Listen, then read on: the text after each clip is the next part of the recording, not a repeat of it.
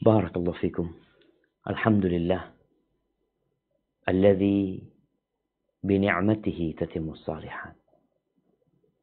Segala puji bagi Allah Jalla Jalaluh, yang dengan nikmatnya kebaikan-kebaikan menjadi sempurna. Yang karena rahmatnya niat-niat baik hamba dapat terlaksana.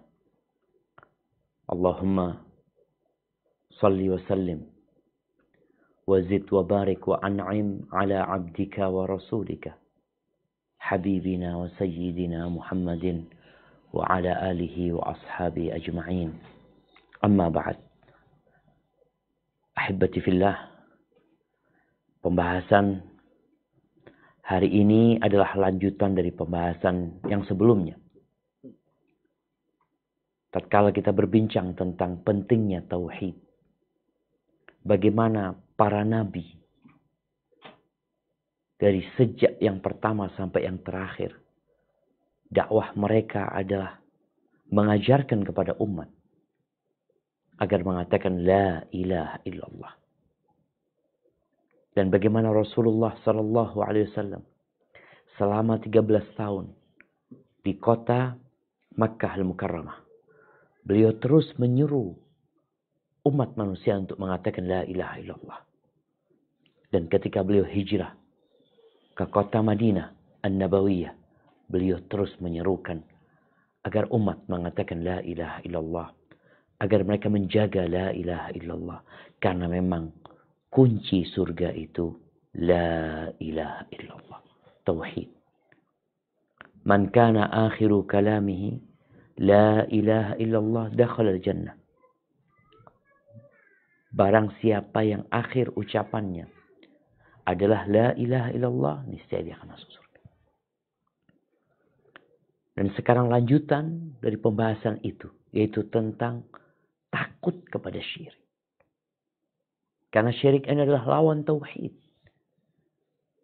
Kalau bicara takut kepada syirik,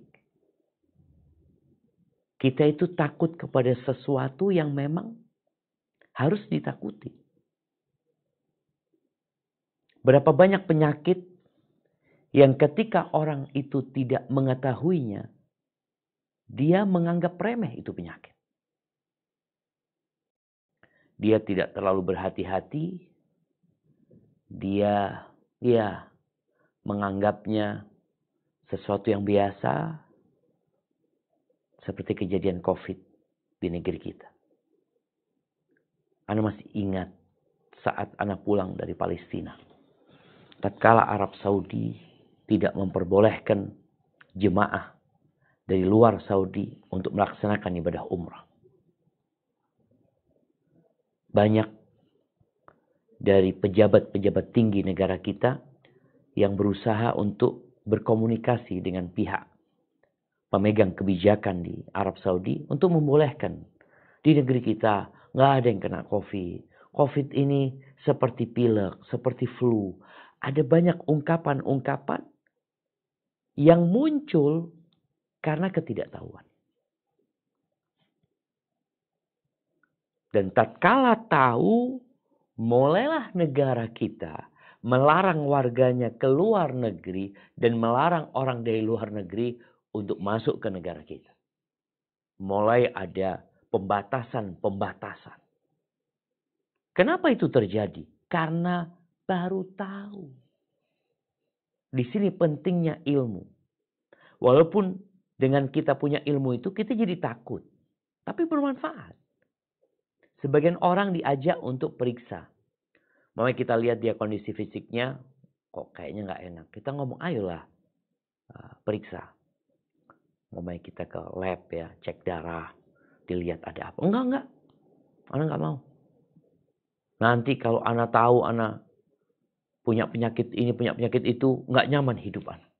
Subhanallah. Padahal dengan dia tahu, sejatinya pengetahuan itu membuat dia lebih berhati-hati. Itu yang diinginkan. Bicara syirik jamaah. Maka syirik ini adalah a'zamud dzunub. Syirik ini adalah dosa yang paling besar. Yang nggak diampuni sama Allah Azza wa Jalla. Yang pelakunya akan kekal dan abadi di dalam neraka.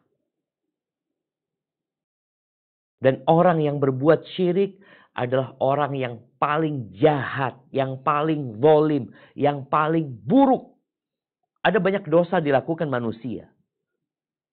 Tapi kita punya standar menghukumi dosa dengan akal kita. Kita beranggapan dosa paling besar, kejahatan paling besar itu apa? Pembunuhan berencana umpamanya. Ini dosa besar. Orang itu harus dihukum dengan hukuman mati umpamanya. Dan kita akan menganggap pelakunya adalah orang yang jahat sekali. Tapi yang melakukan kesyirikan dianggap biasa. Dianggap itu hak asasi manusia.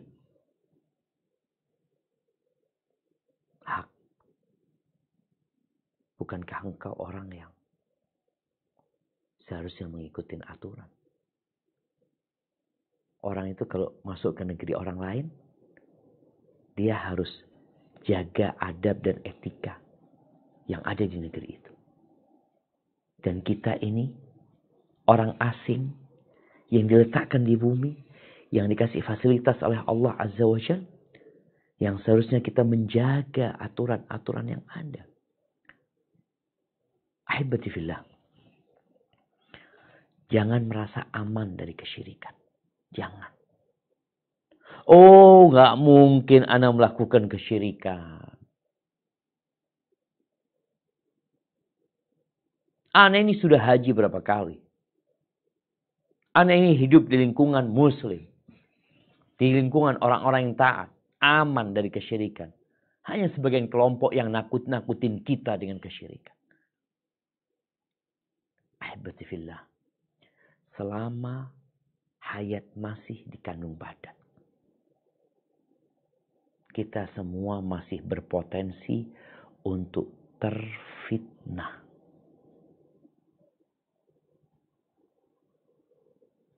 Kita masih berpotensi untuk melakukan perbuatan dosa. Kenapa? Karena setan tidak pernah tidur siang. Dia tidak pernah berhenti berusaha, berupaya untuk menyesatkan umat manusia. Dan sudah terbukti.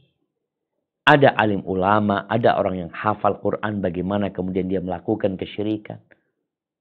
Ada tokoh-tokoh agama, bahkan yang awalnya membela agama Allah.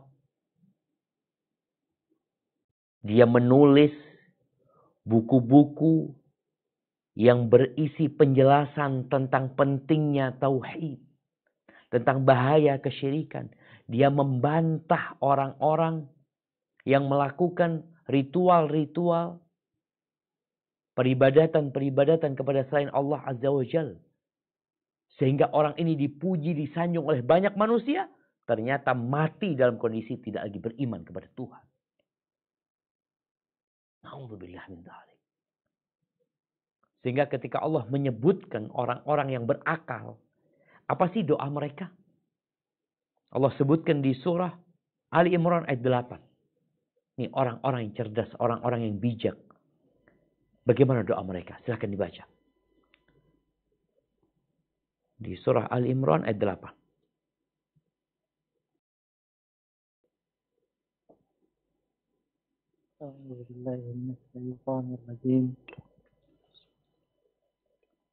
ربنا لا تزغ قلوبنا بعد إذ هديتنا وهب لنا من لدنك رحمة إنك أنت الوهاب.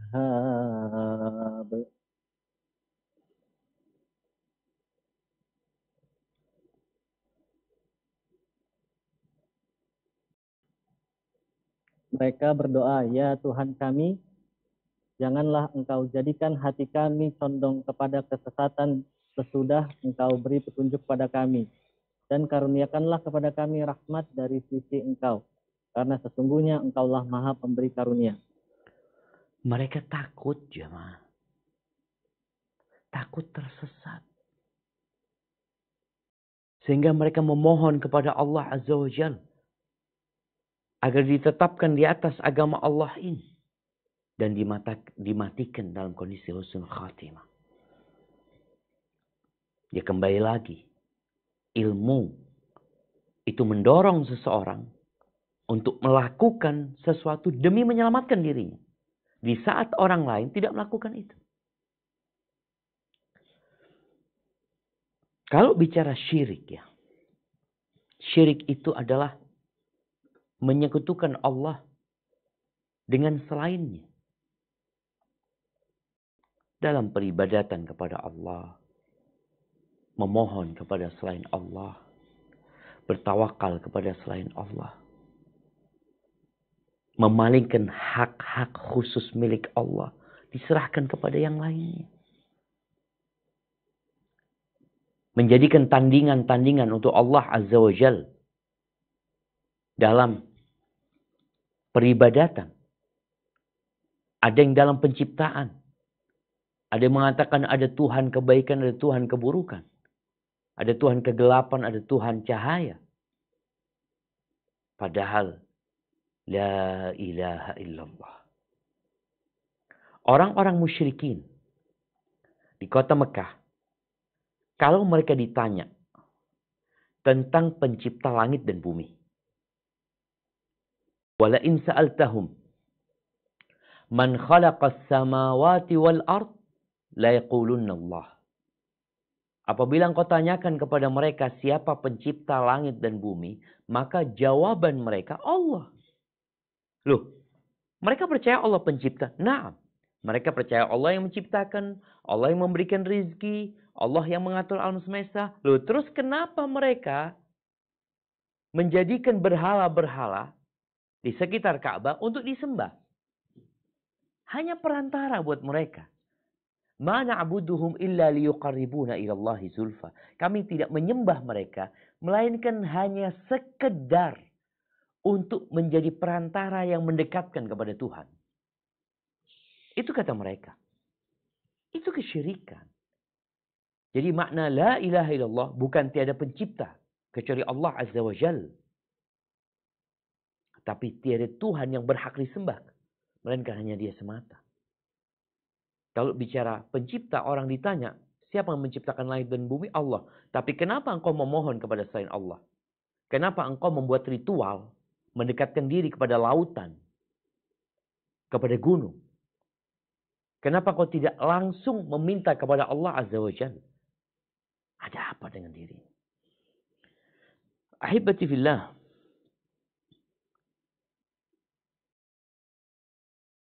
Kalau bicara macam-macam syirik yang perlu kita pelajarin sehingga kita perlu menghindari. Syirik itu ada asyirkul akbar. Ada asyirkul asghar. Ada asyirkul khafi. Ada syirik besar. Ada syirik kecil. Ada syirik yang samar. Yang tersembunyi. Bicara syirik besar adalah memalingkan hak Allah kepada selain Allah Azza wa Jalla. Dan kalau bicara hak Allah, ya kita harus belajar. Apa sih hak Allah Azza wa Jalla? Hak Allah adalah mendapatkan peribadatan kita. Pengabdian kita hanya untuk Dia. Dan bicara amalan, ada amalan hati, ada amalan raga. Dan semuanya seharusnya diberikan kepada Allah Azza wa Jalla. Yang kedua, syirik kecil. Syirik kecil ini adalah setiap amalan, baik dengan lisan atau dengan raga, yang disebutkan di dalam syariat dengan nama syirik. Yang pelakunya tidak keluar dari agama. Nanti kita akan bicarakan perbedaan syirik besar dan syirik kecil. Contoh ya, syirik kecil bersumpah dengan selain nama Allah Azza wa Jalla. Karena Nabi SAW mengatakan, man halafa bi ghairillahi faqad kafara aw asyrak. Barang siapa yang bersumpah dengan selain Allah, maka dia telah kafir atau telah melakukan kesyirikan. Bersumpah dengan selain nama Allah Azza wa Jalla. Allah tuh bersumpah dengan matahari. Allah bersumpah dengan bulan. Allah bersumpah demi waktu. Loh, Allah kok boleh? Ya karena dia pencipta. Dia tidak ditanya tentang apa yang dia berbuat, tapi kita yang akan ditanya. Dan Nabi mengatakan, man halafi bi ghairillahi faqad kafara aw asyrak. Barang siapa yang pakai jimat. Karena ada hadis yang mengatakan, man allaqa tamimatan faqad asyrak. Barang siapa yang menggantungkan tamimah, jimat-jimat itu, maka dia telah melakukan kesyirikan. Ini bicara syirik kecil. Kalau syirik yang tersembunyi, disebutkan oleh Abu Sa'id Al-Khudri radhiyallahu ta'ala anhu, bahwa Rasulullah sallallahu alaihi wasallam mengatakan, ala ukhbirukum bima huwa akhwafu alaikum minal masih indi. Maukah kalian aku kasih tahu dengan sesuatu, dengan perbuatan dosa yang itu lebih aku takuti untuk kalian daripada Dajjal? Maka para sahabat mengatakan, qulna bala, tentu ya Rasulullah, kami mau. Maka beliau mengatakan, asyirkul khafi, alaihi salatu wassalam. Syirik yang tersembunyi. Ayyaqumar rajul ya'mal limakani rajul. Di mana seorang sholat karena untuk dilihat atau demi dilihat oleh orang lain. Kemudian Abu Musa al-Ash'ari radhiyallahu ta'ala anhu menyampaikan bahwa Rasulullah sallallahu alaihi wasallam bersabda, ayuhan nas, ittaqu hadha syirik. Wahai umat manusia, takutlah kalian kepada syirik ini. Hindari kesyirikan ini. Fa innahu akhfa min dabibin naml. Karena dia lebih tersembunyi daripada jalannya semut.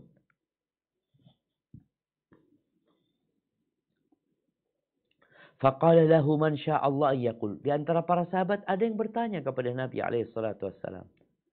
Mereka mengatakan, wa kaifa nattaqihi wa huwa akhfa min dabibin namli ya Rasul. Bagaimana kita menghindari perbuatan syirik ini, sedangkan dia lebih tersembunyi daripada jalannya semut.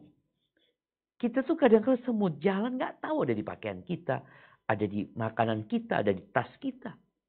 Gimana? Qulu. Maka Nabi mengatakan kepada para sahabatnya, katakanlah, Allahumma na'udzubika min an nusyrika bika syai'an na'lamu wa nastaghfiruka lima la na'lam. Wahai ya Allah, kami berlindung kepadamu dari melakukan kesyirikan yang kami menyadarinya, kami mengetahuinya, dan kami memohon ampun dari melakukan kesyirikan yang kami tidak mengetahuinya. Jadi doa ini mengandung unsur penghapusan ya, supaya kita dimaafkan ketika melakukan kesyirikan. Ahibati fillah, berkaitan dengan syirik khafi, syirik yang samar. Dia masuk syirik yang besar atau syirik yang kecil. Sebagian ulama memasukkan dia kepada syirik yang kecil. Tapi sebagian mengatakan boleh jadi menjadi syirik yang besar. Ahibati fillah,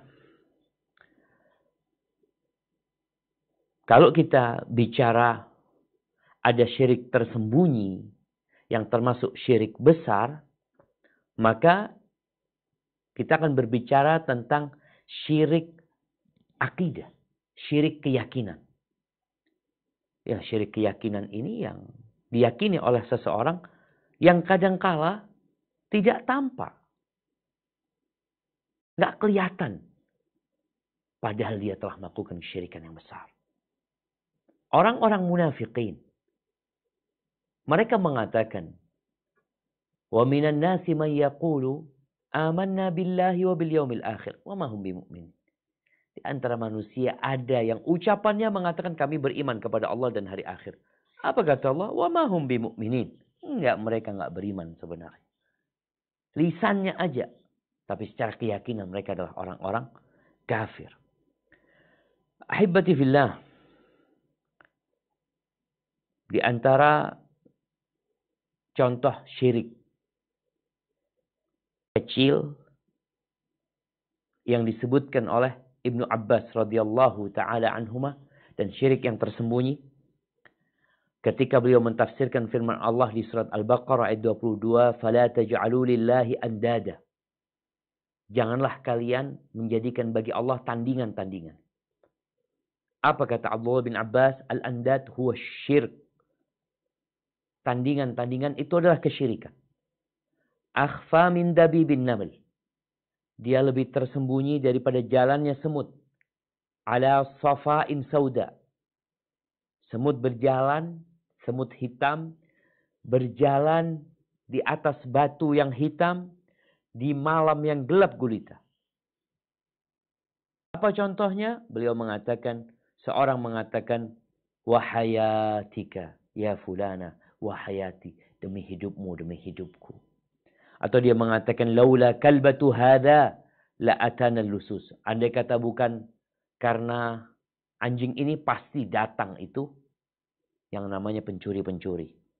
Walaula al-battu fid dar, la atal lusus. Kalau bukan karena bebek di rumah atau angsa di rumah, pasti pencuri bisa masuk. Atau seorang mengatakan kepada temannya, Masya Allah wa syi'ta. Terserah kehendak Allah dan kehendakmu. Dan orang mengatakan, andai kata bukan karena Allah dan karena fulan. Nggak perlu kau menjadikan ada fulan. Karena di situ mengandung unsur kesyirikan. Ahibati fillah. Kalau bicara buruknya kesyirikan. Yang mendorong kita harus takut dan khawatir.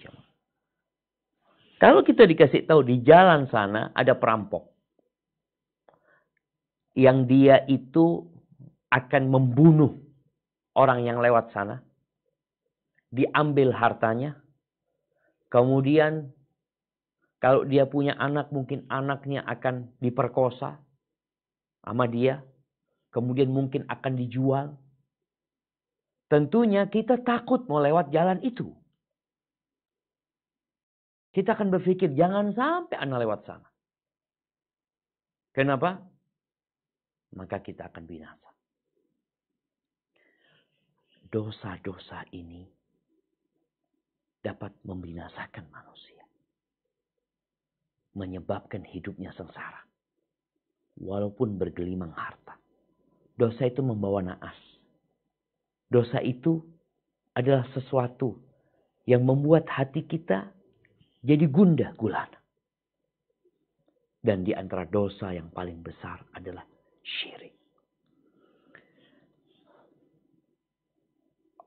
Allah Azza wa Jalla menceritakan tentang ungkapan orang-orang musyrikin di dalam neraka nanti. Disebutkan di surat Asy-Syu'ara ayat 97-98. Supaya kita tahu ya, bahwa kesyirikan ini benar-benar kezaliman yang nyata. Perbuatan yang gak pantas dilakukan manusia. Apa kata Allah? Nah, silakan dibaca. Asy-Syu'ara ayat 97-98. A'udzu billahi minasyaitonir rajim. Tallahi in kunna lafi dhalalin mubin. إِذْ نُسَوِّيكُمْ بِرَبِّ الْعَالَمِينَ. Demi Allah, sungguh kita dahulu di dunia dalam kesesatan yang nyata. Karena kita mempersembahkan kamu dengan Tuhan semesta alam. Nih, kalau kita mau bicara, siapa sih aliran-aliran sesat yang menyekutukan Allah Azza wa Jalla Dan mereka nggak mau dikatakan kami tersesat. Kami berada di jalan yang lurus. Tapi Allah sebutkan bagaimana mereka akan mengatakan atau mengungkapkan pengakuan mereka bahwa kami benar-benar dalam kesesatan yang nyata. Kenapa? Karena kami menyamakan kalian dengan Tuhan pencipta langit dan bumi. Masa patung disamakan dengan pencipta langit dan bumi? Masa orang yang sudah mati diminta-mintai, ritual dilakukan di gunung, di pohon, di batu. Mereka akan mengatakan, kami benar-benar dalam kesesatan. Mana akal kami? Kami samakan kalian dengan Tuhan pencipta langit dan bumi. Dan di surat Luqman ayat 13. Apa kata Luqman kepada anaknya? Ini ayah yang cinta sama anaknya. Yang ingin keselamatan buat anaknya. Maka tolong takut-takuti anaknya dengan kesyirikan. Artinya jelaskan kepada dia tentang bahaya kesyirikan. Kita sampaikan kepada anak kita, jangan sampai nak engkau mencoba yang namanya sabu-sabu. Iya. Kita takut anak kita jadi rusak. Kena narkoba. Jangan sampai kau berzina. Nah. Tapi pernahkah kita mengatakan kepada anak kita, jangan sampai engkau melakukan kesyirikan. Kita anggap ini sesuatu yang gak perlu ditakutin. Padahal inilah kezaliman yang paling nyata. Apa kata Allah? Nah, di surat Luqman ayat 13. A'udzubillahi minasyaitonirrajim. Wa idh qala Luqmanu libnihi wa huwa ya'idhuhu ya bunayya la tusyrik billah inna syirka la zulmun 'adzim. Dan ingatlah ketika Luqman berkata kepada anaknya pada waktu ia memberi pelajaran kepadanya, hai anakku, janganlah kamu mempersekutukan Allah. Sesungguhnya mempersekutukan Allah adalah benar-benar kezaliman yang besar. Allahu Akbar jemaah. Allah yang kasih tangan. Allah yang kasih rizki. Allah yang kasih akal. Lalu kita berikan kepada selain Allah Azza wa Jalla. Apa nggak dikatakan zalim engkau? Semua yang ada pada dirimu. Dari ujung rambut sampai ujung kaki. Semua yang ada di rumahmu. Semua yang ada di kantormu. Itu semuanya pemberian Allah Azza wa Jalla. Lalu engkau memohon kepada selain Allah. Berdoa kepada selain Allah. Bertawakal kepada selain Allah. Maka dikatakan kalau bicara perbuatan zalim. Oh, hadza zalim, hadza zalim. Yang paling zalim, yang melakukan kesyirikan. Dan jangan merasa karena engkau muslim, engkau selamat dari kesyirikan. Allah menyebutkan di surat Az-Zumar ayat 65. Apa kata Allah Azza wa Jalla? Nah. A'udzubillahi minasyaitonir rajim. Wa laqad uhiya ilaika wa ilal ladzina min qablik la in asyrakta la yahbatanna 'amaluka wa la takunanna minal khasirin. Dan sesungguhnya telah diwahyukan kepadamu dan kepada nabi-nabi yang sebelummu. Jika kamu mempersekutukan Tuhan, niscaya akan hapuslah amalmu dan tentulah kamu termasuk orang-orang yang merugi. Subhanallah jemaah. Nih, syirik itu menggugurkan semua amalan kita. Semuanya. Dan Allah mengatakan telah diwahyukan kepadamu. Kepada siapa? Kepada Nabi kita Muhammad alaihissalatu wassalam. La in asyrakta. Dan diwahyukan kepada nabi-nabi sebelum Nabi Muhammad alaihissalatu wassalam. Apabila engkau melakukan kesyirikan, nggak mungkin Nabi melakukan kesyirikan, nggak mungkin. Tapi Allah Jalla Jalaluh demi memperingatkan manusia akan bahaya kesyirikan, agar mereka takut dengan syirik, Allah mengatakan kepada nabinya, la in asyrakta, apabila engkau melakukan kesyirikan, amalanmu akan gugur.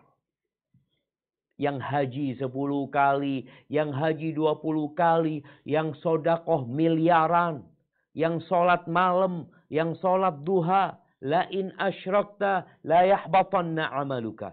Apabila engkau melakukan kesyirikan, gugur semua amalanmu.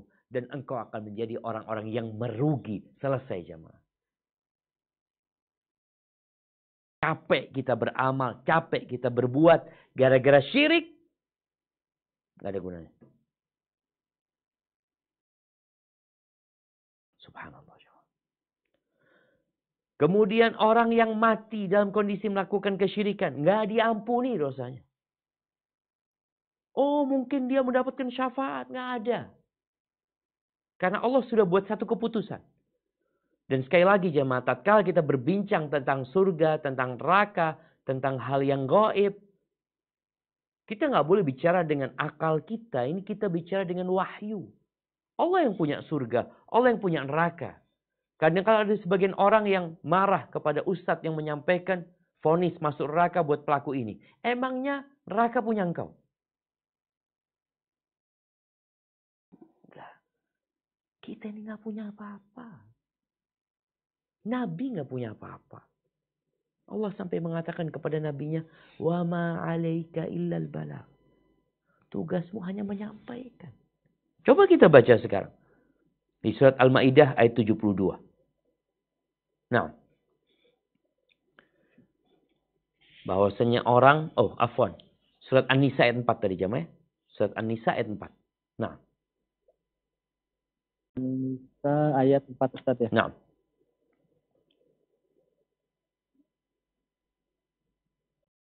A'udzu billahi minasyaitonir rajim. Wa'atun nisaa sadaqatihinna nihlah fa in tibna lakum 'an syai'in minhu nafsan fakuluhu hani'an mari'a. Masya Allah, afwan. Bukan ayat 4 ya, ayat 48. Ayat 48. Nah, tadi udah benar. Nah. 48.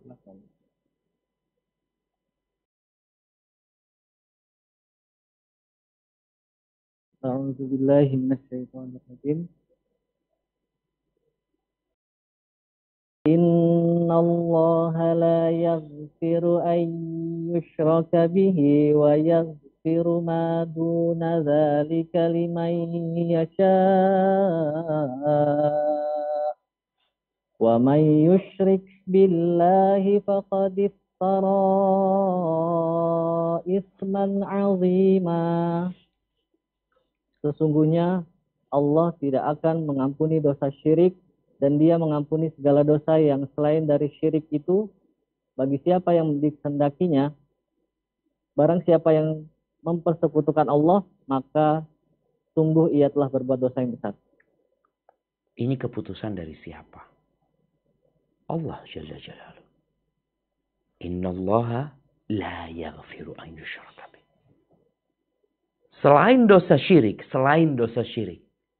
mau bicara membunuh, mau bicara berzina, mau bicara mencuri, mau bicara korupsi, mau bicara membunuh dengan sengaja, membunuh dengan berencana, berkhianat. Semua dosa selain syirik, itu masih ada harapan diampuni bagi orang yang Allah kehendaki. Tapi syirik nggak ada. Kemudian orang yang melakukan kesyirikan, karena memang tadi amalannya jadi gugur. Ini orang baik Pak Ustadz. Ini orang Masya Allah suka berdonasi, membantu fakir miskin. Tapi melakukan kesyirikan, gugur amalannya. Loh gimana? Kok bisa gugur? Allah yang menyebutkan. Tadi yang kita baca di surat Az-Zumar ayat 65. Sebaik apapun itu orang. Mungkin orang itu memberikan manfaat pada umat manusia. Dia menemukan berbagai macam penemuan yang sampai hari ini dimanfaatkan oleh manusia. Yang kalau bicara pahala, akan mengalir pahala jariah buat dia. Tapi gara-gara dia melakukan kesyirikan, selesai sudah. Gugur semua amalannya. Lu masa nggak diampuni dosanya? Nggak ada. Siapa yang ngomong? Allah. Kemudian yang ketiga, nggak mungkin masuk surga. Karena kita masih melihat ya. Ada kelompok-kelompok manusia yang berusaha untuk menganggap remeh kesyirikan. Bahkan mereka berhayal. Bahwasanya nanti di surga itu akan ketemu tokoh-tokoh dunia yang punya jasa besar di dunia. Walaupun mereka orang-orang musyrikin. Mereka orang-orang yang menyekutukan Allah Azza wa Jalla dengan selain. Ini hayalan mereka.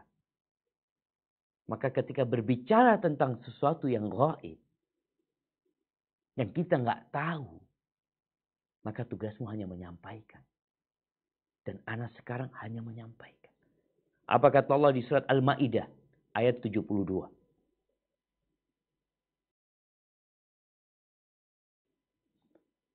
Surat Al-Ma'idah ayat 72.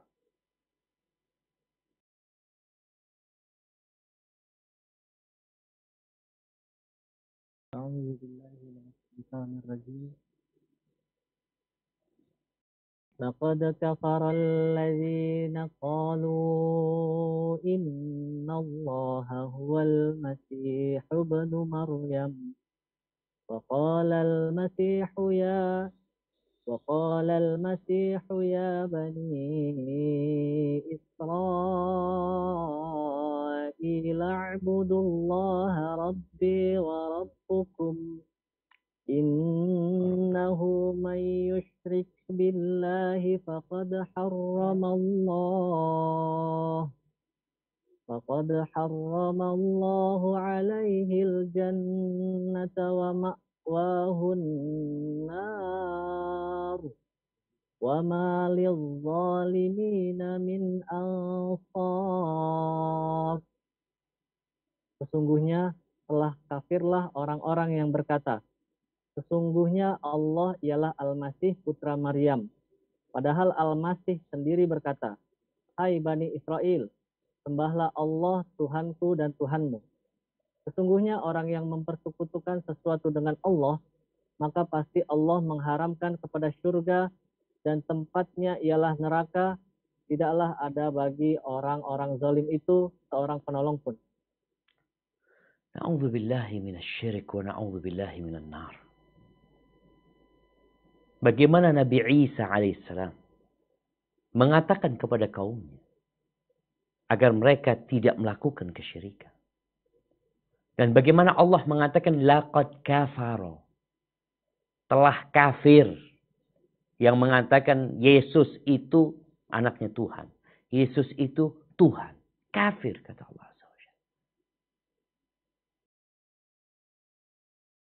Sebagian orang nggak mau disebut kafir. Terserah. Tapi Allah mengatakan yang kau lakukan adalah kekufuran. Menyekutukan Allah Azza wa Jalla. Dan disebutkan wa man yusyrik innahu man yusyrik billah. Sesungguhnya barang siapa yang melakukan kesyirikan, menyekutukan Allah, faqad harramallahu alaihil jannah. Haram masuk surga. 1, 2, 3 semua pernyataan Allah Azza wa Jalla. Wa ma'wahun nar, di mana tempatnya? Neraka. Berapa hari? 2 hari, 3 hari? Selama-lamanya. Nggak ada yang bisa nolongin dia. Nggak ada. Jadi ahibati fillah, setelah kita tahu, apa kita nggak takut? Bahasa syirik ini benar-benar harus dihindari.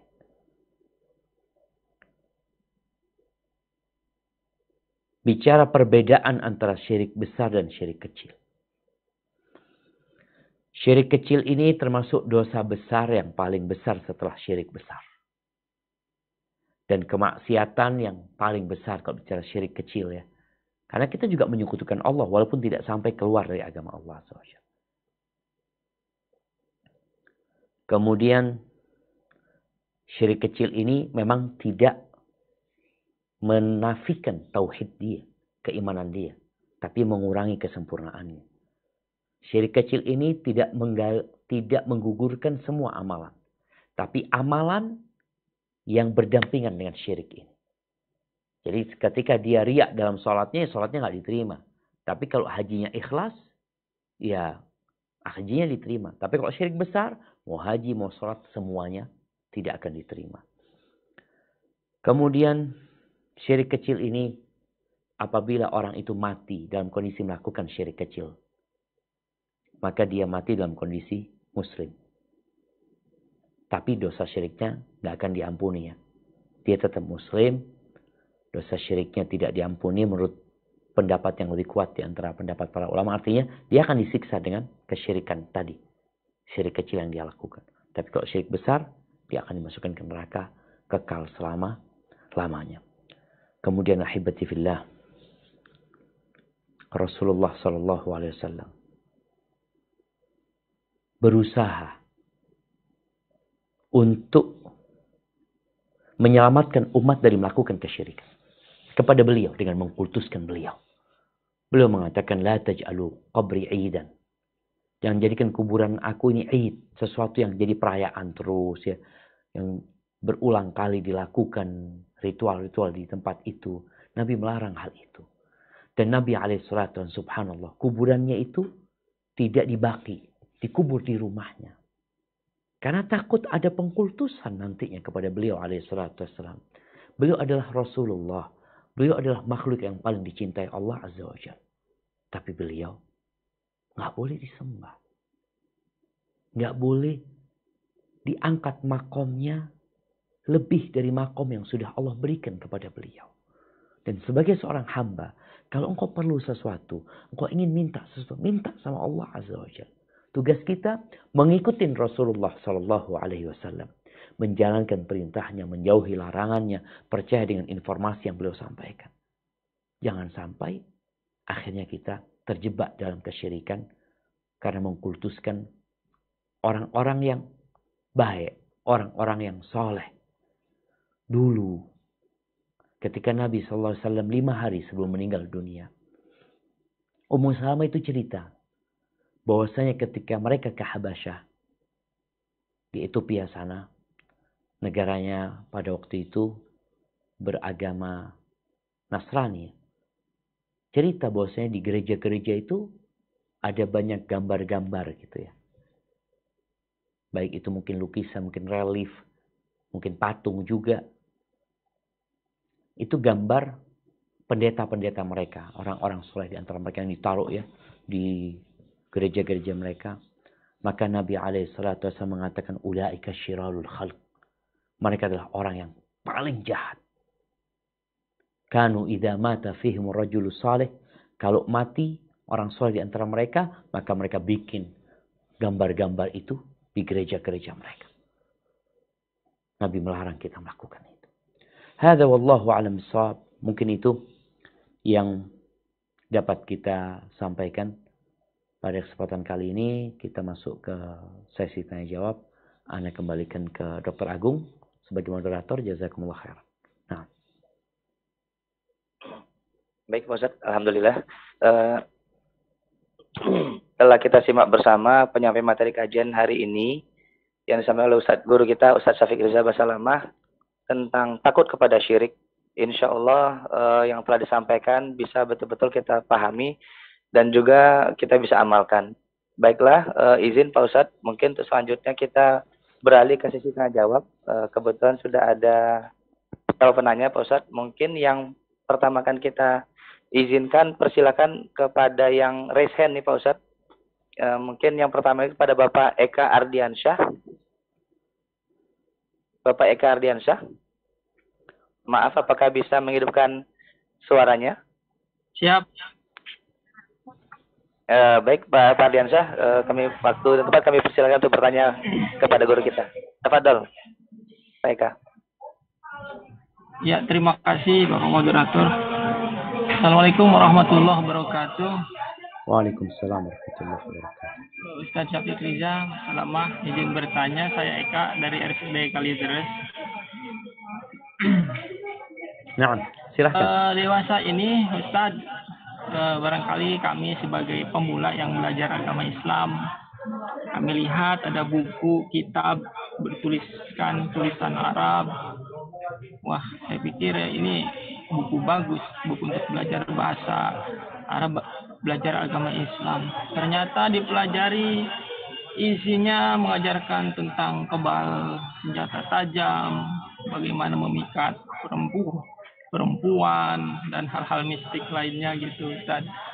Begitupun dengan guru, guru ini jubahnya panjang nih kayak Hokage. Wah, ternyata kita juga bisa diajarkan tentang bagaimana cara bisa terbang dan yang lain-lain. Ustaz, ternyata tidak mudah belajar agama ini. Kita harus pandai mencari guru, mencari referensi. Khawatir Ustaz, kita ini sebagai pemula melenceng akidah dari yang lurus. Bagaimana Ustaz kiat-kiatnya, pencerahannya kita ini yang belajar agama sebagai pemula supaya berada di jalan yang lurus Ustaz, tidak salah memilih guru dan referensi untuk kita belajar. Terima kasih Ustaz. Assalamualaikum warahmatullahi wabarakatuh. Masya Allah, barakallahu fiik. Iya jamaah. Apa yang ditanyakan tadi menjadi hal penting ya bagi seorang penuntut ilmu. Karena jangan sampai kita salah belajar. Pesan seorang tabi'in mengatakan inna hadzal ilma din fanzuru amman ta'khudhu dinakum. Agama ini, ilmu ini adalah agama gitu. Maka lihatlah kepada siapa kalian mengambil agama kalian. Kita tuh kalau mau ke dokter, kita tuh akan tanya-tanya. Ke dokter mana ya? Ada banyak dokter. Sama spesialisnya. Spesialis jantung mamanya. Ada 20 dokter ini. Tapi kita nggak sembarangan milih. Kita akan cari tahu. Dengan cara bertanya kepada kawan, kepada kerabat, atau kepada orang-orang yang sudah pernah ke dokter itu. Dengan harapan kita mendapatkan dokter yang pas. Ini urusannya dengan tubuh kita, dengan jantung kita. Bagaimana urusan dengan agama kita? Bagaimana cara kita supaya tidak salah? Tadi bicara buku, ternyata ada buku-buku. Walaupun berbahasa Arab, tapi isinya buku sihir. Ada. Karena di Arab juga, di masa Nabi SAW sudah ada penyihir. Bicara penampilan, kadang-kala kita melihat orang penampilannya seperti orang yang sangat soleh.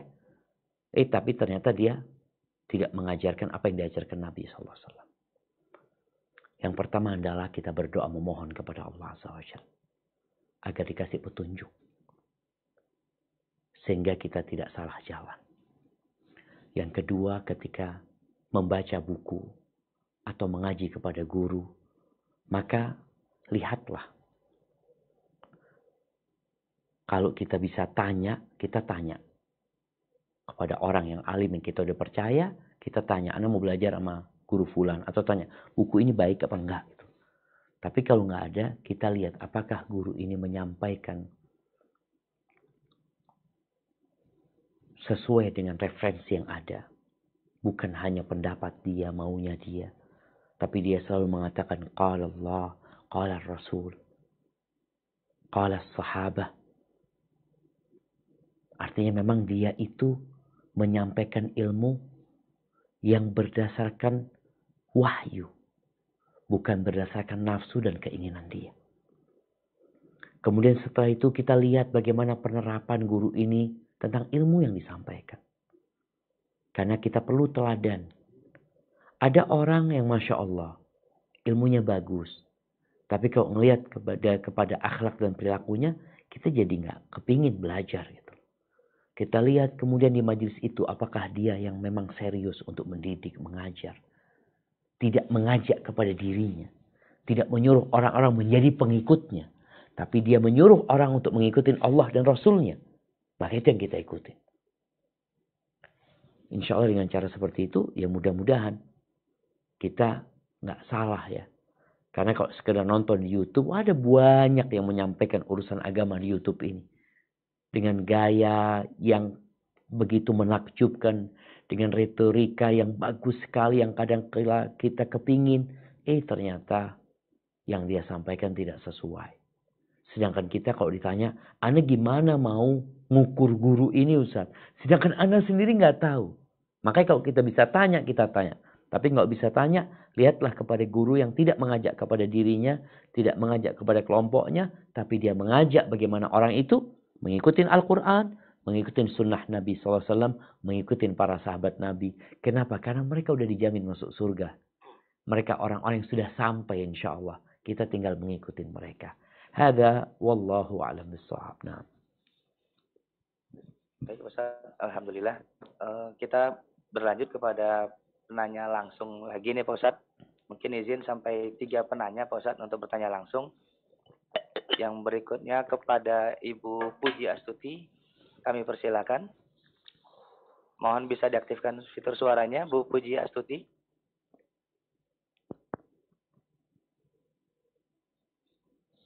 Assalamualaikum Bu Puji Astuti. Assalamualaikum. Waalaikumsalam. Baik, kami persilakan Bu, silakan. Pertanyaannya bisa langsung ke guru kita. Afan.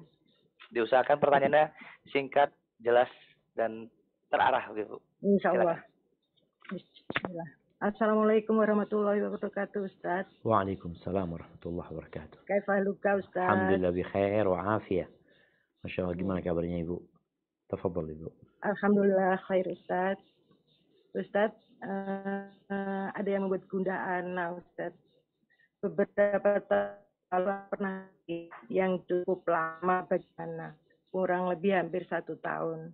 Dan sakit itu kadang hilang, tiba-tiba muncul. Apalagi saat jam saya mau berangkat kerja, saya dalam perjalanan membeli alat-alat untuk pekerjaan, kadang tengah malam, gitu. Mohon maaf Ustaz, karena saya masih bodoh dan belum tahu banyak tentang ilmu agama. Dan saya nggak berpikir bahwa itu syirik atau belum sampai berpikir sampai itu. Saya udah berusaha berobat Ustaz, ke dokter hampir berapa kali, ke rumah sakit sampai endoskopi apa. Dokter tetap menyatakan bahwa asam lambung saya tinggi karena yang diserang itu kepala sama ulu hati. Sampai bosen Ustaz minum obat itu. Akhirnya ada teman membawa anak ke pesantren lah di Jawa Timur Ustaz, tidak perlu saya sebutin. Di situ saya diajak berzikir bersama, menyantuni anak yatim itu sampai 41. Nggak apa-apa, tetap saya lakukan karena ya maaf Ustaz, saya masih bodoh, saya ngikutin aja. Apakah dengan begitu itu ada qadarullah itu ada kurang rasa sakit itu Ustaz? Apakah itu juga syirik Ustaz? Itu yang membuat pikiran anak sampai sekarang. Masya Allah. Mohon pencerahannya Ustaz. Siap, barakallahu fiik. Jazakallah khairan. Wa iyyaki. Subhanallah jamaah.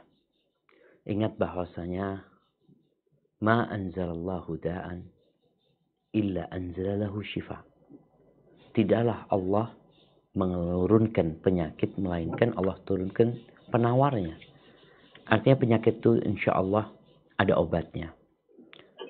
Kalau bertanya tentang apa yang dilakukan ibu, jadi kita berobat itu bukan hanya secara medis, tapi kita juga perlu berobat secara agama. Kalau bicara ada banyak pengobatan alternatif, baik yang dilakukan di masyarakat lewat praktisi herbal umpamanya, atau ada yang bekam, atau ada yang pijat, macam-macam, ada banyak sekali. Mereka semua berusaha untuk mengobatin sebenarnya, tapi jangan sampai kita terjebak dalam cara yang tidak sesuai dengan syariat. Kalau dikatakan berzikir, sebenarnya nggak ada masalah. Dalam Islam itu ada namanya ruqyah. Kita diperbolehkan untuk meruqyah, bahkan dianjurkan. Kita baca zikir pagi dan petang. Boleh jadi penyakit itu memang sihir yang dikirimkan. Mungkin saja orang yang nggak suka atau kena ain. Cara ngobatinnya, tadi kadang-kadang dokter angkat tangan. Sampai ada beberapa kondisi dokter angkat tangan. Dokter mengatakan, nggak ada penyakitnya udah. Usaha kita udah maksimal, udah mentok gitu. Udah selesai. Itu yang mampu dilakukan oleh seorang dokter umpamanya. Maka kemudian apa yang harus dilakukan? Di sinilah seorang hamba itu jangan pernah bergantung kepada dokter. Bersandar kepada dokter. Dokter, rumah sakit, obat, semuanya itu hanya sebab. Kita harus bergantung sama Allah Azza wa Jalla. Berzikir itu salah satu bentuk kita bergantung sama Allah. Kita baca ruqyah. Yang dilakukan tadi kalau dikatakan syirik, enggak, bukan kesyirikan. Hanya saja kalau bicara zikir bersama, yang diajarkan Nabi SAW itu adalah zikir sendiri-sendiri orang itu. Nabi mengajarkan para sahabat untuk berzikir sendiri-sendiri. Nabi tidak memimpin para sahabatnya ketika beliau berzikir. Tapi semuanya pada berzikir. Di masjid selesai sholat, semuanya pada zikir masing-masing. Maka ibu silahkan dilanjutkan berzikir. Di rumahnya. Membaca zikir-zikir yang disyariatkan. Dari baca subhanallah, walhamdulillah, wa la ilaha illallah. Wallahu akbar wa la hawla wa la quwata illa billah. Kemudian baca ayat-ayat ruqyah, baca hadis-hadis ruqyah, pegang yang sakit ya, baca Al-Fatihah, baca ayat kursi, pegang di tempat yang sakit ya, kemudian tiupkan di sana. Itu diajarkan yang seperti itu. Bicara menyantuni anak yatim. Rasul sallallahu alaihi wasallam begitu perhatian sama anak yatim. Beliau memberikan santunan kepada mereka. Bahkan beliau mengatakan, Ana wa kafilul yatim kahatain. Ini santunan dari Nabi sejak dulu sampai hari ini buat anak yatim. Beliau mengatakan, aku bersama orang yang merawat anak yatim. Yang menanggung anak yatim seperti ini, kata Nabi SAW. Subhanallah. Maka silahkan berdoa-doa mereka. Semoga dikabulkan sama Allah Subhanahu Wa Taala. Kemudian sedekah. Dalam hadis Nabi SAW mengatakan, Dawu marbakum bis sedekah. Obatin yang sakit di antara kalian dengan bersedekah. Jadi sedekah ini termasuk usaha kita untuk mengobatin diri kita. Beliau juga mengatakan sana'iul ma'ruf taqi masari as-su' wal afat. Nabi SAW mengatakan perbuatan baik, menolong orang lain itu dapat menyelamatkan kita dari kejadian-kejadian yang buruk ya. Bala, musibah, petaka, penyakit, wal halakat, hal-hal yang dapat membinasakan kita itu dengan sedekah. Jadi nggak harus 41 anak yatim. Beri lebih dari itu. Dan kemudian rutinkan kita berbagi dengan mereka. Sebagaimana kita rutin beli obat, kita rutin ke rumah sakit, kita rutin berbagi dengan mereka dengan mengharap agar Allah Azza wa Jalla menerima amalan kita, diselamatkan kita dari api neraka, dimasukkan kita ke surga, dan kita ingin dapat manfaat juga di dunia. Nggak ada masalah. Hadza wallahu a'lam bissawab. Nah. Baik Pak Ustadz, Alhamdulillah. Izin Pak Ustadz, kita beralih pada penanya ketiga untuk yang bertanya langsung Pak Ustadz. Setelah itu kita akan alihkan ke pertanyaan di kolom chat. Karena memang ada banyak pertanyaan Pak Ustadz. Yang berikutnya kepada Bapak Hasan. Apakah hadir? Sudah bisa untuk langsung bertanya kepada guru kita? Bapak Hasan. Halo. Baik Pak Hasan ya. Halo. Assalamualaikum warahmatullahi wabarakatuh. Baik Pak. Silakan Pak Hasan. Silakan. Afwan Ustaz Syafiq. Mau tanya terkait kesyirikan. Bagaimana cara kita menghindari syirik yang ternyata tanpa kita sadari itu adalah sebuah kesyirikan. Khususnya ini buat syirik-syirik yang kecil kali ya Ustaz. Maksud saya pernah ketemu seorang terkait menundukkan badan kepada manusia, apakah itu bagian dari kesyirikan? Terkait apa? Di orang-orang Jepang menundukkan badan kita, Ustaz. Oke, siap. Kepala dan badan kita gitu, pada manusia lainnya gitu. Termasuk bersujud kepada kedua orang tua sebagai bentuk syukur kita kepada kedua orang tua kita, atau bagian daripada kesyirikan juga. Masya Allah. Jazakallahu khairan Ustaz. Barakallahu fiik. Nah, ahibati fillah. Bicara bagaimana supaya kita selamat dari kesyirikan ya. Khususnya syirik-syirik kecil ya. Maka yang pertama kita belajar. Agar kita tahu, orang itu kalau tahu, jadi akan menghindari. Yang kedua kita berdoa. Karena boleh jadi kita tahu, tapi kita nggak mau mengamalkannya.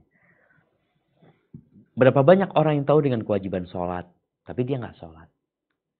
Berapa banyak orang yang tahu dengan haramnya judi, tapi dia tetap main judi. Kalau ditanya, kau tahu judi haram? Tahu haram. Minum khamar haram? Tahu haram. Berzina haram? Tahu haram. Tapi dia tetap melakukannya. Maka di sini selain kita tahu, kita perlu minta kepada Allah taufik dan hidayahnya. Agar kita dikasih semangat untuk mengamalkan apa yang kita ketahui. Adapun berkaitan dengan contoh tadi yang disebutkan. Apakah menundukkan badannya? Seperti orang Jepang. Jadi memang kita itu nggak boleh ruku kecuali kepada Allah Azza wa Jalla. Tapi apakah menundukkan badan itu sampai ke kondisi ruku ya? Kalau sampai dalam kondisi ruku, maka tidak diperbolehkan. Karena itu seharusnya diberikan kepada Allah Azza wa Jalla. Ruku dan sujud itu untuk Allah Jalla Jalla. Adapun sekedar menundukkan yang tidak sampai tingkatan ruku, ya tetap kalau bisa dihindarin. Karena itu bukan tradisi dan budaya Muslim ya. Kalaupun mungkin di beberapa daerah dilakukan, mungkin bisa digantikan dengan yang lainnya. Adapun sujud buat orang tua. Nggak boleh sujud kecuali untuk Allah Azza wa Jalla. Yang diperbolehkan adalah mencium tangan orang tua. Mencium kaki orang tua, menurut pendapat yang lebih kuat, diperbolehkan. Jadi mencium dan bukan sujud. Beda ya. Kalau bicara sujud, sujud itu adalah meletakkan kening dan hidung di tanah. Seakan-akan kita mengagungkan orang yang di depan kita. Tapi kalau mencium, memang ada sesuatu yang hendak kita lakukan. Ketika seorang mencium tangan orang lain, dia itu tidak sedang ruku. Karena memang dia sedang hendak mencium tangan. Begitu pula tatkala dia mencium kaki orang. Boleh jadi dia mencium kaki orang tuanya tidak dengan posisi sujud. Ketika orang tuanya sakit, di atas ranjang, dia duduk di bawah sambil dia pijetin kaki ibunya, dia cium, itu tidak termasuk sujud. Jadi ada perbedaan antara sujud dan mencium. Walaupun mungkin kelihatan gerakannya seperti sujud, tapi dia tidak sedang sujud ya. Karena kalau sujud itu ya tadi meletakkan keningnya di tanah ya, atau di lantai. Tapi kalau ini memang dia sedang mencium sesuatu yang letaknya ada di bawah, bukan di atas. Ya, kalau di atas ya dia akan, tadi ketika di atas kaki ibunya, ya dia nggak akan dalam posisi sujud seperti itu. Hadza wallahu a'lam bishawab. Nah. Baik Pak Ustaz. Alhamdulillah Pak Ustaz. Izin untuk beralih kepada pertanyaan yang dikirim melalui kolom chat Pak Ustaz. Mungkin ada yang berusaha saya rangkum Pak Ustaz. Mungkin ada yang hampir senada pertanyaannya. Yang pertama itu, perihal ini Pak Ustadz, kebiasaan beberapa kalangan di masyarakat kita Pak Ustadz, yang tentang ramalan bintang Pak Ustadz. Ramalan bintang, feng shui. Jadi ada yang sekedar iseng, mungkin ada yang memang betul-betul menyukainya Pak Ustadz.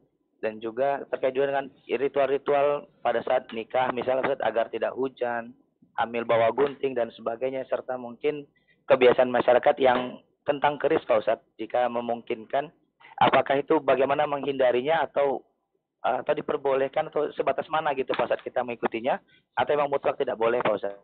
Masya Allah. Mohon nasihatnya Pak Ustadz. Barakallahu fiik. Naam ahibati fillah.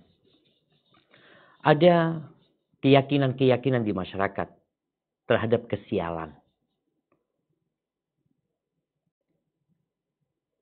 Dan di masa Nabi SAW udah ada. Maka Nabi mengatakan hanya modelnya mungkin berubah-ubah ya. At-tiyaratu syirik. Jadi percaya kepada sesuatu hal dapat mendatangkan kesialan. Padahal tidak, itu termasuk kesyirikan. Contohnya, ya kalau kita lihat dengan bintang-bintang itu, ramalan bintang. Yang lahir di bulan ini. Mamanya, anak lahir di bulan Desember. Oh, Sagittarius. Ketika turun hujan, Nabi SAW mengatakan pagi hari itu, Allah mengatakan pagi hari ini ada hambaku yang beriman ada hambaku yang melakukan kesyirikan. Yang mengatakan kami mendapatkan hujan karena karunia Allah, maka dialah hambaku yang mentauhidkan Allah, yang beriman kepada Allah. Tapi yang mengatakan dapat hujan karena bintang ini, maka dia telah kafir kepada aku. Jadi ingat, Allah tidak menjadikan di situ ketentuan sebab kesialan. Kemudian kalau bicara angka, ada yang kesialan karena angka. Kenapa sampai saat ini sulit kita mendapati yang namanya lift itu ada angka 4-nya? Kenapa mereka? Angka 4 nggak ada. Ini lift dari Jepang ya, yang dari Jerman, dari mana? Anak lihat nggak ada angka 4-nya, angka 13 nggak ada, 14 nggak ada. Kenapa? Kok takut dengan angka itu?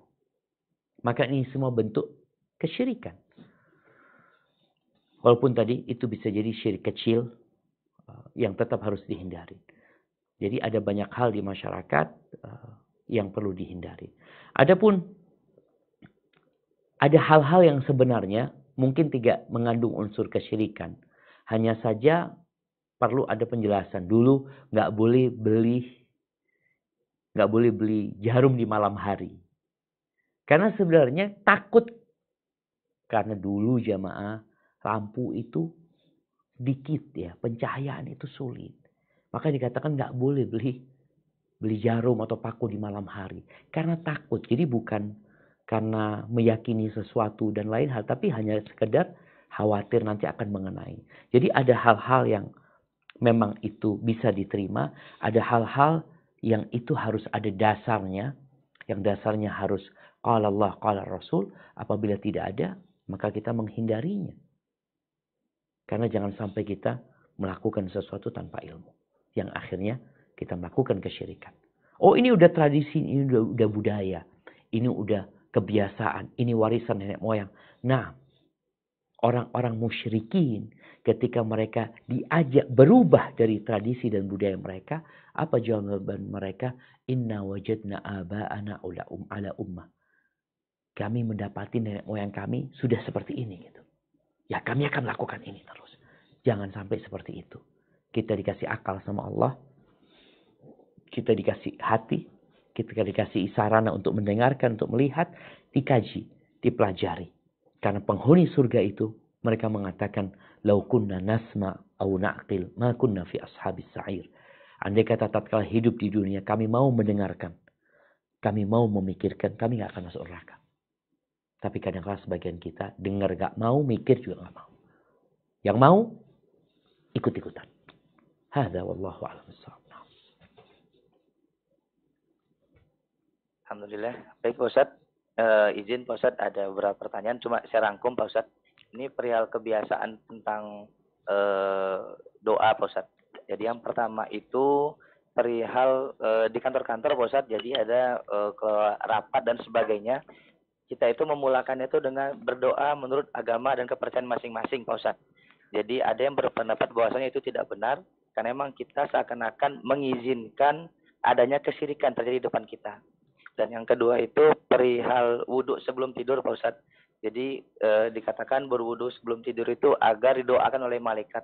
Apakah itu merupakan bentuk kesyirikan Pak Ustadz? Mohon nasihatnya Pak Ustadz. Barakallahu fiik. Nah, ahibati fillah.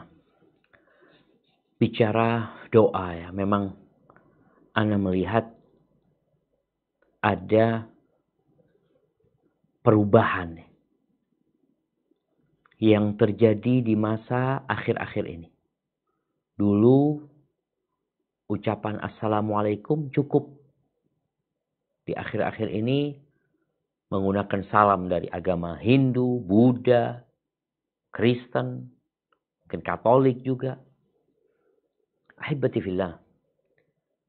Alhamdulillah. Negara kita di sila pertama mengatakan ketuhanan yang Maha Esa. Maka kita tahu bahwasanya tidak yang berhak disembah kecuali Allah Jalla Jalaluhu. Kalau bicara kebebasan beragama, yaitu dijamin di undang-undang ini. Dalam agama kita pun nggak ada pemaksaan untuk masuk ke dalam Islam. La ikraha fid din. Nggak ada pemaksaan untuk masuk agama. Dibebaskan orang itu. Faman sya'a falyu'min wa man sya'a falyakfur. Yang mau beriman silahkan, yang mau kufur silahkan. Terserah orang itu. Yang jelas semua akan mendapatkan balasan atas apa yang dia kerjakan. Nabi SAW hidup di kota Madinah. Beliau hidup bersama orang-orang Yahudi. Ada orang-orang musyrik juga tinggal di Madinah. Tapi tidak ada acara doa bersama. Semua doa masing-masing. Semua beribadah masing-masing. Jadi, kebebasan orang itu untuk beribadah, itu yang dilindungi. Tapi kalau kita bicara, umpamanya, kita berdoa masing-masing, memang doa masing-masing gitu loh. Ketika memang ada acara berdoa, ya seorang muslim berdoa mohon sama Allah Azza wa Jal. Memohon kepada Allah yang Maha Esa, seperti itu. Jadi wallahu a'lam ketika dia mengatakan silahkan berdoa menurut kepercayaan masing-masing, ya memang ini kebebasan sebenarnya. Tapi kita sebagai seorang muslim, adakah kita mengajak orang-orang kepada tauhid? Nabi tidak memaksa, tapi Nabi mengajak orang-orang itu untuk beriman. Ketika mereka tidak mau, ya tugas kita sudah selesai. Jadi kita bukan membiarkan kesyirikan terjadi, tapi kita sudah memberikan peringatan kepada mereka, mengajak mereka. Ketika mereka nggak mau, ya sudah, kewajiban kita hanya menyampaikan. Adapun bicara agar didoakan oleh malaikat, ya. Tadi ketika berwudu, memang ada amalan-amalan di mana malaikat akan mendoakan. Seperti seorang ketika dia mendoakan saudaranya secara sembunyi-sembunyi, maka akan ada malaikat yang mendoakan dia. Ketika dia bersedekah, akan ada malaikat di pagi hari yang selalu mendoakan orang yang bersedekah umpamanya. Ketika berwudu akan ada penjagaan dari malaikat, ya, sampai subuh. Jadi insya Allah nggak ada masalah ketika memang ada hadis yang menyampaikan hal itu. Karena kita nggak boleh menurut kita, semau kita. Tapi memang harus ada landasannya. Hadza wallahu a'lam bissawab. Nah. Baik Pak Ustaz. Alhamdulillah Pak Ustaz. Mohon Ustaz dan Bapak Ibu jamaah semua. Memang pada saat ini kita memang ingin berlama-lama dengan guru kita, Ustaz Syafiq Riza Basalamah. Akan tetapi waktu yang memang harus kita ikuti. Mohon maaf Pak Ustaz, mungkin kami izin beralih Pak Ustaz dari sesi tanya jawab mungkin ke sesi kuis Pak Ustaz. Siap. Apakah dimungkinkan Pak Ustaz untuk Bismillah. dari Pak Ustaz? Mungkin ada lebih kurang 3 pertanyaan Pak Ustaz kepada para jemaah. Insya Allah nanti bagi yang bersedia untuk menjawab, nanti bisa kita berikan hadiah, nanti bisa menghubungi admin kuis. Baik Pak Ustaz, untuk pertanyaan pertama Pak Ustaz, kami persilakan Pak Ustaz. Pertanyaan pertama, kenapa syirik disebut kezaliman yang besar?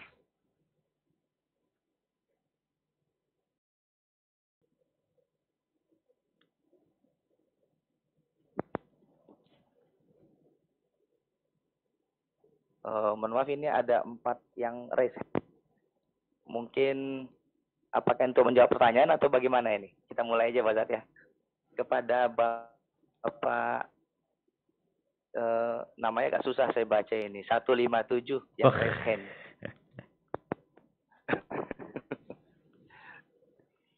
Bismillah. Nama Ana Siti Makarobah ya. Itu namanya. Untuk pertanyaan. Baik, silakan jawabannya Bu dari pertanyaan beliau. Alasannya kesyirikan itu disebut zolim karena kezoliman tidak ibadah itu kan hanya untuk Allah, tapi dia tidak menempatkan pada tempatnya sehingga disebut zolim yang sangat besar. Ini kenapa juga sangat besar karena yang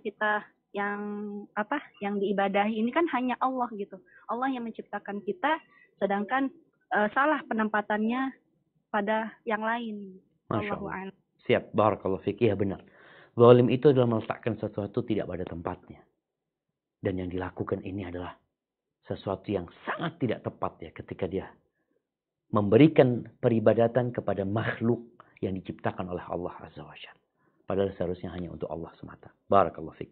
Baik, yang kedua, sebutkan hal-hal yang menakutkan dari syirik ini. 3 hal ya. Sebutkan 3 hal yang menakutkan dari syirik ini. Yang tadi kita sebutkan dalil-dalilnya. Tapi kita minta disebutkan 3 hal yang menakutkan dari syirik ini.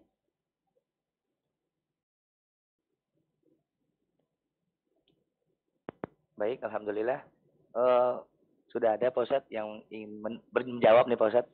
Ibu Wiwi Sriastuti, kami persilakan untuk menjawab pertanyaan dari Ustadz Syafiq. Terima kasih Pak. Terima kasih Pak Moderator, Pak Ustadz. Apa kabar Pak? Alhamdulillah. Nah, silahkan Ibu. Yaitu tidak mendapatkan pengampunan dari Allah. Tidak diampuni. Yang kedua. Terus lalu yang kedua, tidak mendapatkan syafaat. Yang ketiga, tidak berkah hidupnya Pak Ustadz. Masya Allah. Siap, nggak apa-apa. Nggak diterima amalannya. Jadi nggak diampuni dosanya, nggak diterima amalannya, dan nggak akan masuk surga. Nggak akan masuk surga. Nah, barakallahu fiik. Pertanyaan yang terakhir. Sebutkan 3 perbedaan syirik besar dan syirik kecil.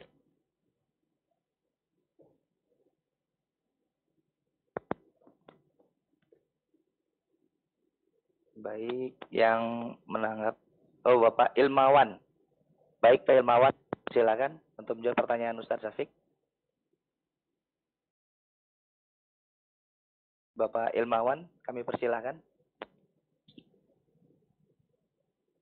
Bismillah. Syirik besar, dosanya tidak diampuni. Naam. Untuk syirik kecil, dosanya bisa diampuni oleh Allah. Naam. Kemudian jika pelakunya belum bertobat ketika mati, untuk syirik besar kekal di neraka. Untuk yang syirik kecil ada kemungkinan diampuni. Kemudian yang ketiga,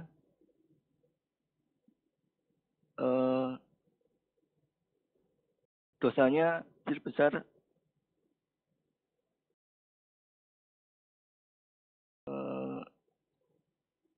sama-sama dosa besar.